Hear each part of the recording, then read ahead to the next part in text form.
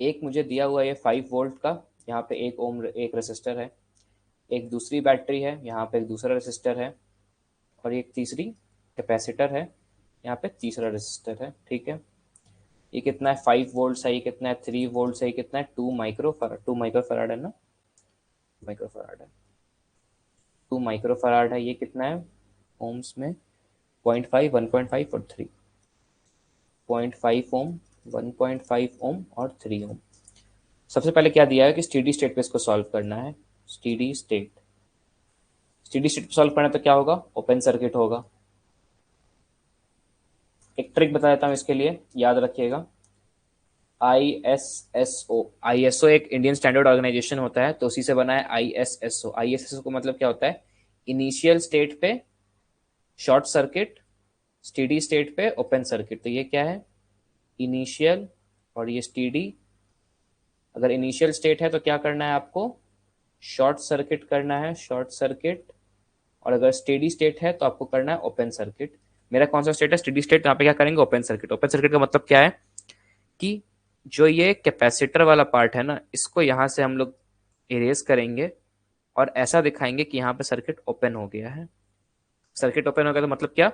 इस ब्रांच में मेरा करंट पास नहीं करेगा। जब इन दोनों ब्रांच में मेरा करंट पास नहीं करेगा तो करंट बस यहाँ घूम रहा है। अब दूसरी चीज सर, कि दो बैटरी है सर, इसको कैसे रिजॉल्व करेंगे? तो जब दो बैटरी होती है तो हमेशा एज्यूम करिए कि जो बड़ी वाली बैटरी है उससे आपका करंट निकल रहा है। तो डायरेक्शन ऑफ करंट को ये मान लीजिए, यहाँ से आई करंट निकल रहा है, इसमें जा रहा है ऐसे ऐसे ऐसे और ऐसे। ठीक है, करंट ऐसे ट्रेवल्स निकल रहा है। अब देखो, ये जो 5 वोल्ट है और ये जो 3 वोल्ट है, इसको दोनों को देख के क्या समझ में आ रहा है? अगर मैं इसको दोनों को एक दूसरे के ऊपर सुपर इम्पोज करूंगा तो क्या दिख रहा है कि ये दोनों जो है मेरे एक दूसरे के अपोजिट में फ्लो कर रहे हैं। ठीक है, अपोजिट में फ्लो कर रहे हैं का मतलब क्या होगा कि 5 - 3 करूंगा मैं नेट वोल्टेज के लिए, तो सर्किट में नेट वोल्टेज मेरा क्या हो जाएगा? Net V is equal to 2 volt का मेरा नेट वी आ जाएगा। क्यों? क्योंकि देखो, इसका जो पॉजिटिव पार्ट है, इसका जो पॉजिटिव पार्ट है, ये दोनों आपस में क्या कर रहे हैं? कोलाइड कर रहे हैं। तो इस वजह से ये क्या है? अपोजिट्स हैं। बैटरी जब हम बनाते हैं ऐसे ऐसे ऐसे ऐसे, इसका मतलब क्या? ये सीरीज में, सीरीज में क्यों है? Positive negative positive negative. ठीक है, पॉजिटिव नेगेटिव पॉजिटिव नेगेटिव। तो ये सीरीज में होता है, इस केस में ऐड कर देते। हमारी बैटरी कैसी है? Negative positive positive negative. ठीक है, तो यहाँ दोनों एक प्लेट, दोनों टकरा रहे, दोनों के पॉजिटिव प्लेट टकरा रहे हैं, तो दोनों क्या है? अपोजिट्स हैं। और इनमें क्या कर देंगे हम लोग? सब्ट्रैक्ट कर देंगे। तो नेट वोल्टेज मेरा यहाँ पे क्या आ जाएगा? 2 वोल्ट। बहुत ही आसान सा कॉन्सेप्ट है। आगे बस 0.5 वोल्ट और 1.5 वोल्ट, टोटल 2 ओम का मेरे पास क्या है? रेसिस्टेंस है। 2 वोल्ट है, 2/2 करेंगे, 1 एम्पियर का करंट फ्लो कर रहा है पूरे सर्किट में। ठीक है, अब 1 एम्पियर का करंट फ्लो कर रहा है, इससे हमको क्या काम है? मेरे को काम है कि इस वोल्टेज के, इसके इस कैपेसिटर के अक्रॉस कितना वोल्टेज डेवलप हो रहा है। ठीक है, इस कैपेसिटर के अक्रॉस कितना वोल्टेज डेवलप होगा? तो देखो, ये 5 वोल्ट है। चलो मैं दूसरा डायग्राम एक बना देता हूँ यहाँ पे।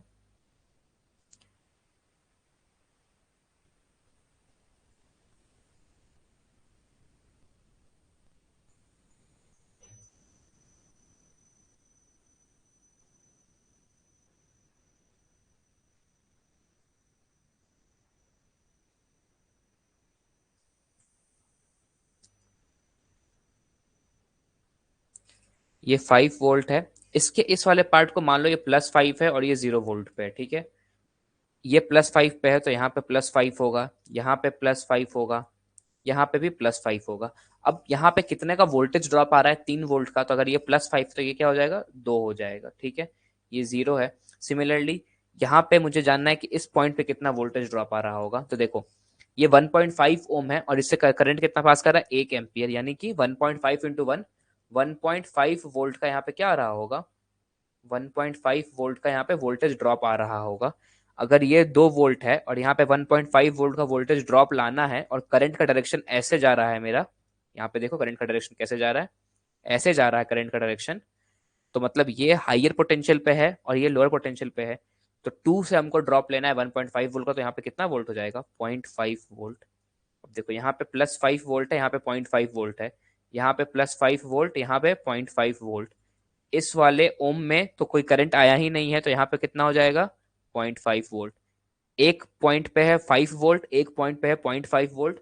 पोटेंशियल ड्रॉप कितना होगा कैपेसिटर के अक्रॉस? 4.5 वोल्ट। अब तुमको पता है पोटेंशियल ड्रॉप कितना है, इसका 2 माइक्रो फराड था ये। Q is equal to CV लगाएंगे, फटाक से आंसर आ जाएगा। ठीक है, तो 4.5 वोल्ट का वोल्टेज अक्रॉस कैपेसिटर था, Q is equal to CV लगाए और मेरा कैपेसिटर आंसर आ गया, कितना चार्ज था वहां पे। ठीक है, समझ में आ गया क्वेश्चन, कोई डाउट नहीं इसमें?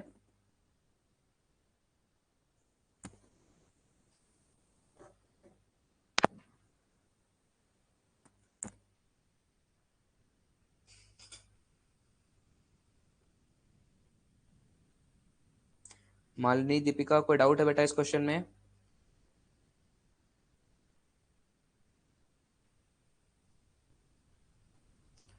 क्लियर सर, चलो बढ़िया, क्लियर है तो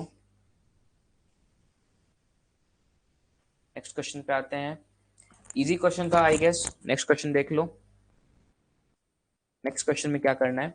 in the given circuit find the initial current supplied by the battery, final current supplied by the battery. ये पूरा सर्किट है। Initial current supplied by the battery मतलब कि इनिशियल करंट कितना होगा, फाइनल करंट कितना होगा। इनिशियल करंट का मतलब कितना है, क्या है ये? इनिशियल स्टेट का बात कर रहा है फाइनल, और ये फाइनल करंट का मतलब फाइनल स्टेट का बात कर रहा है। तो समझ गए होंगे यहाँ पे क्या करना है। इनिशियल स्टेट मतलब शॉर्ट सर्किट करना होगा इसको, और फाइनल स्टेट मतलब इसको ओपन सर्किट करना होगा। ठीक है, फटाफट क्वेश्चन को देखते हैं। तो ये मेरा टोटल सर्किट है। अब देखो, initially capacitor behave just like zero resistance wire. क्यों? क्योंकि हम शॉर्ट सर्किट कर देते हैं और हम अज्यूम करते हैं कि वहां पे कोई मटेरियल ही नहीं है। तो क्या हो जाएगा, ये ऐसे कनेक्ट हो जाएगा प्लेन वायर, ये प्लेन वायर, और दोनों प्लेन वायर बन गए हैं। अब ये मेरा क्या है, एक नॉर्मल सर्किट की तरह बिहेव कर रहा है। एक नॉर्मल सर्किट जिसमें क्या है, मेरा बैटरी है और कुछ रेसिस्टर दिया हुआ है। इसको सॉल्व करना बहुत ही आसान है। क्यों आसान है? क्योंकि यहां से मैं निकलूंगा, ये 5, ये 5, ये इसमें आएगा, ये इसमें आएगा, ये 5 और ये 2.5 आपके सीरीज में जाएंगे, ये पैरेलल में जाएगा। 5 वोल्ट है, आप लोगों को निकालना है क्या करना है इसमें। तो आई होप ये आप लोग इसको सॉल्व कर लीजिएगा कि कहाँ से क्या सीरीज में है, क्या पैरेलल में है, इक्विवेलेंट सर्किट निकालना है बस। ये आपका आंसर है। नेक्स्ट, ओपन सर्किट अगर बिहेव करेगा, ओपन सर्किट क्या होता है? ओपन सर्किट जो हम लोगों ने जस्ट पीछे किया था, कैपेसिटर को इरेज करते हैं, सर्किट को ओपन दिखाते हैं जहां से कोई करंट पास नहीं करेगा, यानी कि इस पार्ट में कोई करंट पास नहीं कर रहा है। तो बहुत ही इजी बन गया ये, इस तो और भी आसान है। 5 और 2.5, 7.5 वोल्ट का आपके पास क्या है, 7.5 ओम का टोटल रेसिस्टेंस है, 5 वोल्ट की बैटरी है, 5/7.5 करेंगे आपका करंट आ जाएगा। तो इनिशियली करंट कितना सप्लाई हो रहा था, 1 एम्पियर, और फाइनली करंट कितना सप्लाई हो रहा था बैटरी के द्वारा, 2/3 एम्पियर। आई होप ये चीज क्लियर होगी। चलिए,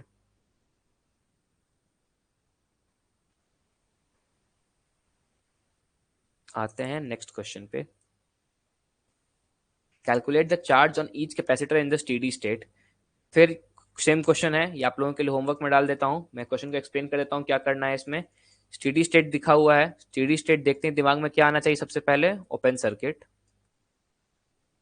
ओपन सर्किट मतलब इसको हटाएंगे, इसको हटाएंगे, इसको हटाएंगे, इसको हटाएंगे। जी, जब ये सब हट जाएगा तो इसमें कोई करंट नहीं जा रहा होगा, इसमें कोई करंट नहीं जा रहा होगा। आपके पास क्या बचेगा, 10 वोल्ट और 4 और एक 5 ओम रेसिस्टेंस। 10/5 करेंगे, आई की वैल्यू क्या आ जाएगी, 2 एम्पियर। ऊपर ऊपर से देख करके तुरंत समझ में आ गया कि आई की वैल्यू मेरी 2 एम्पियर आ चुकी है। अब इसके बाद जो टेक्निक मैंने यहाँ पे लगाई थी इस वाले क्वेश्चन में, ये वोल्टेज मैपिंग करने वाली, आप लोग भी इस वोल्टेज मैपिंग टेक्निक का यूज कर सकते हैं। इसको नोडल एनालिसिस कहते हैं, इस मेथड को नोडल एनालिसिस मेथड कहते हैं, जहां पे हम हर नोड पे चेक करते हैं कि हर नोड का पोटेंशियल कितना है। तो अगर आपको ये मेथड अच्छा लगता है तो इस मेथड से सॉल्व कीजिए, कोई और मेथड अच्छा लगता है तो उस मेथड से सॉल्व करके इन सारे कैपेसिटर्स पर कितना का चार्ज एक्यूमुलेट हो रहा होगा वो इजीली कैलकुलेट किया जा सकता है नोडल एनालिसिस या किसी और मेथड के हिसाब से। ठीक है, कोई डाउट नहीं यहां तक? तीनों ही क्वेश्चन क्लियर है एकदम?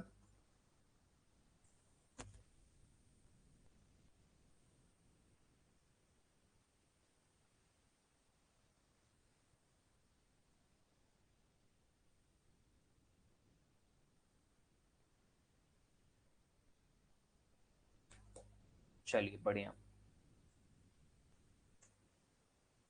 अब हम लोग आते हैं आज के टॉपिक पे, जो कि क्या है, Newton's laws of gravitation. Newton's laws of gravitation में हम लोगों ने क्या पढ़ा था कि इस दुनिया में जितनी भी बॉडीज होती हैं वो सब एक दूसरे को क्या करती हैं, अट्रैक्ट करती हैं। जिनके पास भी मास होता है वो सब एक दूसरे पे एक अट्रैक्टिव फोर्स लगाती हैं। तो न्यूटन साहब ने इसी अट्रैक्टिव फोर्स को एक फॉर्मूला के थ्रू कॉन्सेप्ट करके समझाया था कि उस फोर्स का मैग्नीट्यूड क्या होगा और वो फोर्स किस किस फैक्टर्स पे डिपेंड कर रहा होगा। यही बेसिकली पढ़ते हैं न्यूटन्स लॉज ऑफ ग्रेविटेशन में, ठीक है। बेसिक डेफिनेशन देख लेते हैं। It states that every particle in the universe attracts all other particle with a force which is directly proportional to the product of their masses and is inversely proportional to the square of the distance between them। Line पे focus करेंगे, सारा answer इसी line पे है। किस पे depend करता है? Directly proportional to the product of their masses. तो अगर मैं यहाँ पे लिखूं कि जो मेरा फोर्स है डायरेक्टली प्रोपोर्शनल है प्रोडक्ट ऑफ द मासेस, तो m1 m2 दो मास लिए हैं, m1 और m2, ठीक है। इनके प्रोडक्ट डायरेक्टली प्रोपोर्शनल है and is inversely proportional to the square of the distance between them. Inversely proportional to the square of distance between them. Distance कितना है? r। r का इनवर्स, क्या इनवर्स की है, स्क्वायर की है, उसके डायरेक्टली प्रोपोर्शनल हो गया ये, ठीक है। तो ये मेरा स्टेटमेंट 1 हो गया, ये मेरा स्टेटमेंट 2 हो गया। तीसरा एक स्टेटमेंट जो वहां पे मिसिंग है, जो बहुत ही इंपॉर्टेंट स्टेटमेंट है और नीट के एग्जाम का प्रीवियस ईयर क्वेश्चन है, कि इन दोनों स्टेटमेंट के अलावा एक और इंपॉर्टेंट स्टेटमेंट न्यूटन साहब ने कहा था जो बहुत बच्चे मिस कर देते हैं। The force acts along the line joining the two bodies। क्या मतलब है सर इसका? कि फोर्स क्या होता है? फोर्स आपका एक वेक्टर क्वांटिटी है, उसके पास डायरेक्शन भी होना चाहिए ना। तो जब भी मैं फोर्स की बात कर रहा हूं तो मुझे बताना होगा ना कि फोर्स का डायरेक्शन क्या है। अट्रैक्ट कर रहा है सर, ऑल गुड, सब कुछ अट्रैक्ट कर रहा है एक बॉडी पे, पर किस डायरेक्शन में अट्रैक्ट कर रहा है? सर ये मेरी बॉडी है और ये मेरी बॉडी है, अट्रैक्ट ऐसे और ऐसे कर रहा है एक दूसरे को। यहां से अट्रैक्ट कर रहा है, यहां से अट्रैक्ट कर रहा है, किस पॉइंट से अट्रैक्ट कर रहा है सर? तो इसका आंसर देंगे कि उस पॉइंट से अट्रैक्ट कर रहा है जो इन दोनों बॉडी के मासेस को सेंटर को जोड़ती है। यानी कि वो कौन सी लाइन हो जाएगी? ये मिड वाली लाइन। ये इसका सेंटर, ये लाइन यहां से, ये इसका सेंटर, ये लाइन यहां से, इस लाइन के अलोंग आपकी फोर्स काम कर रही होगी, ठीक है। तो ये चीज है। अब F12 क्या कह रहा है? Force of one on two. F21 क्या कह रहा है? Force of two on one, ठीक है। दोनों ही फोर्स बराबर होती हैं जितनी, क्योंकि एक तो ये है कि इक्वल और अपोजिट फोर्स है आपके पास, और दूसरी जितनी फोर्स से M1 खींच रहा है M2 को, उतनी फोर्स से M2 खींच रहा होगा M1 को, तभी दोनों बॉडी मूव नहीं कर रही हैं। अगर कुछ फोर्स ऊपर नीचे होगा तो बॉडी मूव भी करती, जो हम लोग आगे के केसेस में देखेंगे कि बॉडी कैसे मूव कर रही होती है, ठीक है। तो दोनों फोर्सेस अभी बराबर होती हैं, इक्वल और अपोजिट रिएक्शन होता है हमेशा। F12 और F21 बराबर होता है। अच्छा, यहाँ पे जो हम लोगों ने छोड़ा था, इन दोनों स्टेटमेंट को मिला के हम लोग क्या बना सकते हैं? इनको मिला के बनाएंगे F directly proportional to M1 into M2 upon r square. और ये जो प्रोपोर्शनैलिटी कांस्टेंट है इसको हटा के क्या लगा देते हैं? F is equal to G M1 M2 upon r square, ये लगा देते हैं। जी क्या होता था आपका? सर जी होता था यूनिवर्सल ग्रेविटेशनल कांस्टेंट। और इसकी वैल्यू क्या होती है? फटाफट आप लोग, जब तक मैं आ रहा हूं तब तक कमेंट बॉक्स में लिखो कि इसकी वैल्यू क्या होती है। और अगर नहीं याद है तो बहुत ही दिक्कत की बात है। फटाफट याद करो जी की वैल्यू क्या होती है और लिखो। लिखो, क्या बताओ कि याद है कि नहीं याद है। लिखो तो गूगल से भी देख के लिख लोगे। ऑनेस्टली बताओ किसको याद है किसको नहीं याद है। Next, this formula is applicable only for spherically symmetric masses और पॉइंट मासेस।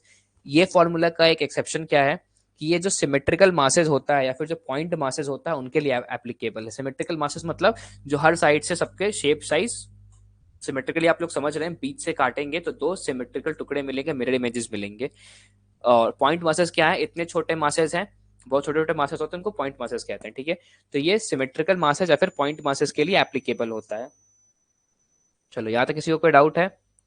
6.67 इंटू 10⁻11, बिल्कुल सही, याद है, अच्छी बात है। यहाँ तक कोई डाउट बेटा?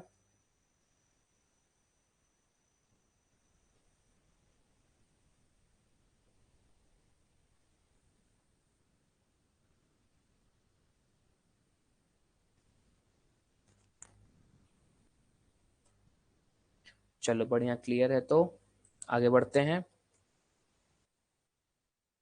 Next, negative sign shows that the direction of F12 is opposite to that of R12. The gravitational force is attractive in nature. Similarly, F21 is equal to this and this. ये सब vector representation का part है, इसका कोई वो नहीं है, logic मतलब लॉजिक क्या, सॉरी, एग्जाम में कोई अभी यूज नहीं होने वाला वेक्टर रिप्रेजेंटेशन का, इसलिए मैंने ये हटा दिया है। आप लोग ये ध्यान रखिएगा कि जो ग्रेविटेशन फोर्स होता है वो मेन बात क्या है कि it is attractive in nature, और F21 और F12 एक दूसरे के अपोजिट होते हैं। अपोजिट क्यों होते हैं? क्योंकि सर अगर मैं इस डायरेक्शन को पॉजिटिव कहूंगा तो इस डायरेक्शन को क्या कहूंगा, नेगेटिव। तो कोई भी एक मेरा पॉजिटिव होगा, कोई भी एक नेगेटिव होगा। पर आई वुड सजेस्ट कि बाई साइन कन्वेंशन आप लोग जाइए, और जैसा हम लोग कोऑर्डिनेट ज्योमेट्री में पढ़ते हैं कि आपका जो राइट हैंड साइड है वो पॉजिटिव है, लेफ्ट हैंड साइड नेगेटिव है, अपर पॉजिटिव है, लोअर नेगेटिव है, इसी कन्वेंशन को फॉलो कीजिएगा, ठीक है। तो बाई कन्वेंशन भी यही चीज निकल करके आती है कि F12 और F21 दोनों एक दूसरे में इक्वल एंड अपोजिट फोर्सेज हैं, और दोनों ही क्या है, अट्रैक्टिव नेचर के फोर्सेज हैं। अट्रैक्टिव मतलब हमेशा एक दूसरे के तरफ पॉइंटेड होते हैं, ठीक है। The gravitational forces between two bodies are equal in magnitude and opposite in directions. Equal in magnitude and opposite in direction. Properties of gravitational force में ये क्वेश्चन पूछ सकता है कि बताओ ग्रेविटेशन फोर्स की इनमें से कौन कौन सी प्रॉपर्टी सही होती है।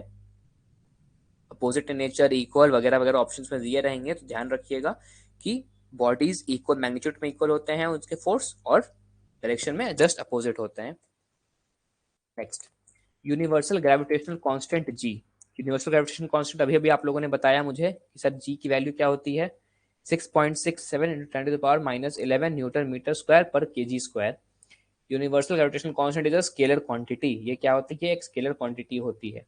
अब आप कहोगे कि सर इसका क्या रेफरेंस है, एग्जाम में आ चुका है एक बार ये क्वेश्चन कि एसआई यूनिट क्या होती है जी की, तो न्यूटन मीटर स्क्वायर पर केजी स्क्वायर होता है। और इसको याद करने की बिल्कुल जरूरत नहीं है।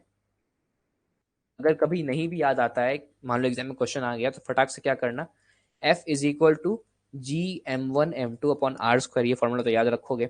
G की वैल्यू क्या हो जाएगी यहाँ से, F into r square divided by m1 × m2, ठीक है। अब देखो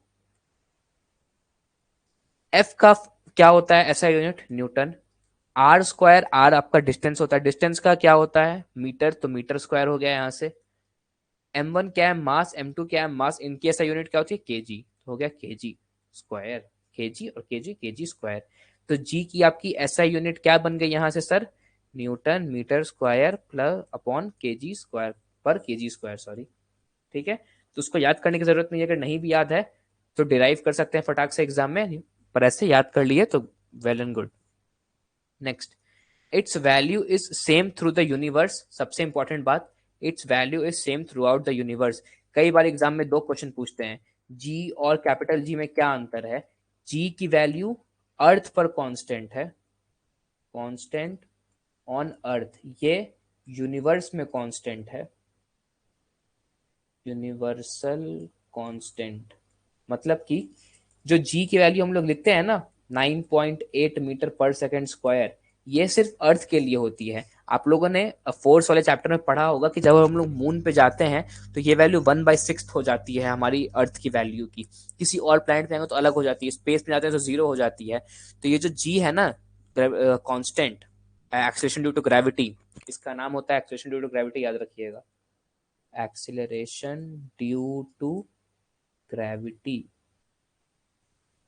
तो जो ये एक्सेलरेशन ड्यू टू ग्रेविटी होती है, ये एक कांस्टेंट होती है सिर्फ और सिर्फ अर्थ पर जो मेरी जी होती है इसका नाम है क्या, universal gravitational constant.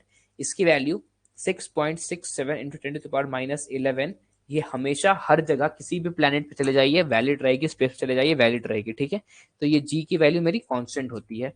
Next, G does not depend on the nature and size of the body, it does not depend even upon the nature of the medium between the two bodies.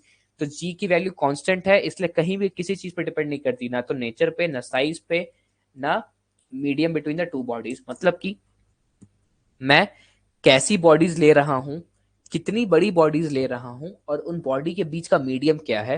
मतलब कि ये इतना universal है, अगर मैं water में दो bodies रख दूंगा तब भी जी की वैल्यू उनके बीच वहीं रहेगी, मैं एयर में रखा हूँ तब भी वहीं रहेगी, मैं वैक्यूम में रखा हूँ तब भी वहीं रहेगी। ना तो मीडियम पे डिपेंड कर रही है, ना मैं कितना बड़ा कितना छोटा चीज ले रहा हूँ उस पर डिपेंड कर रही है। Next, it was first found by the scientist Henry Cavendish. ये बकवास चीज है, इसकी आपको यूज नहीं है, ठीक है।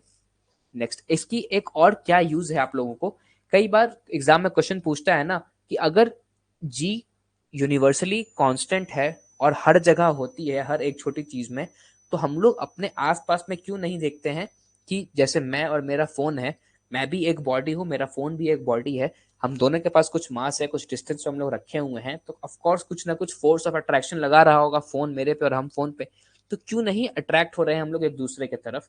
तो इसका सिंपल सा आंसर होता है कि जो होम बेस्ड आपकी ऑब्जेक्ट्स होती हैं, फिर जो होम आपके जो नॉर्मल डेली यूज में जो भी हम लोग ऑब्जेक्ट्स देख रहे होते हैं, उनका मास बहुत छोटा होता है, मास वेरी स्मॉल।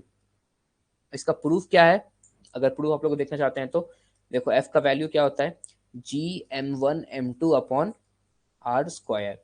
अब सपोज करो जी की वैल्यू क्या होती है 6.67 इंटू 10⁻11, ठीक है। सपोज करो कोई बहुत ही हैवी वेट का आदमी, बहुत हैवी वेट का आदमी होगा, उसका वेट कितना हो सकता है, मैक्स टू मैक्स 100 kg हो सकता है। दूसरा एक बहुत हैवी वेट का आदमी होगा, उसका वेट कितना हो सकता है 100 kg, डिवाइडेड बाई हम लोग अपने डिस्टेंस को कितना कर सकते हैं, हम लोग बहुत क्लोज रह सकते हैं, बहुत क्लोज मतलब 1 मीटर पे रखेंगे एक दूसरे को तो 1 करेंगे, तो भी देखो इसकी वैल्यू क्या आएगी 6.67 इंटू 2, और 2 यहाँ से आएगा, ये 2 इसको कैंसिल आउट कर देगा, 10 टू द पावर क्या बचेगा 7 -7। इतनी छोटी फोर्स लग रही है मेरी, क्या ये फोर्स हम लोग फील कर सकते हैं, नहीं बिल्कुल फील नहीं कर सकते हैं। ऐसे ही हजार हजार किलो के भी आदमी को रख लीजिएगा तब भी आप उस फोर्स को फील नहीं कर सकते हैं, ठीक है। तो इसीलिए हम लोग अपने डेली बेसिस पर इस तरह के फोर्सेस को फील नहीं कर रहे होते हैं, ठीक है। क्लियर है सारा चीज।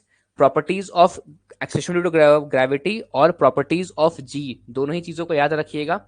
जो आपकी स्मॉल जी है एक्सेलरेशन ड्यू टू ग्रेविटी, वो चेंज करती है आपके ऑब्जेक्ट के हिसाब से। अगर अर्थ पे है तो 9.8 है, मून पे जा रहे हैं तो 1/6 हो जाती है, अगर हम लोग स्पेस में है तो 0 हो जाती है। पर जो कैपिटल जी है उसकी प्रॉपर्टी यही होती है कि ना तो नेचर पे, ना तो वो साइज पे, और ना तो वो material between the two bodies पे डिपेंड करती है, ठीक है। इंडिपेंडेंट होती है सब चीज के, एक यूनिवर्सली एक्सेप्टेड वैल्यू है, यूनिवर्सल कांस्टेंट है। क्लियर है, यहां तक कोई डाउट नहीं।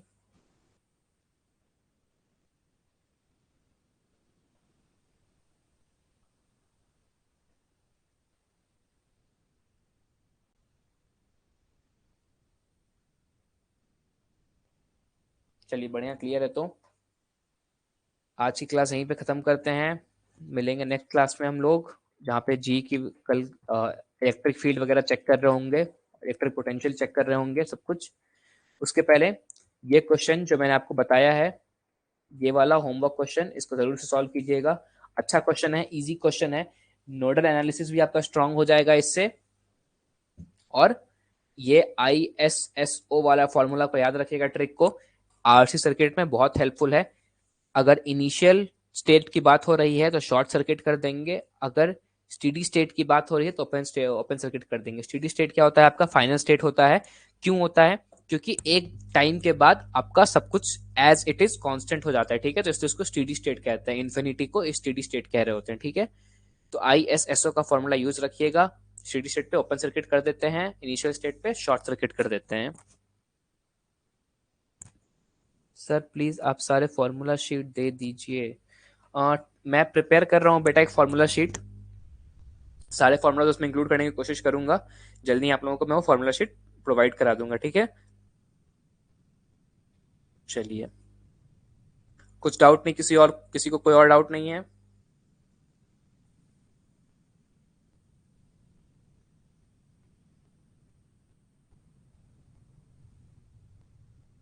चलिए ठीक है, जो मोस्ट इंपॉर्टेंट, हाँ बेटा मैं वो आपको प्रोवाइड करा दूंगा, मैं एक बना रहा हूँ, जल्दी ही आपको प्रोवाइड करा दूंगा। चलिए ठीक है, मिलते हैं नेक्स्ट क्लास में, तब तक के लिए बाय, गुड नाइट।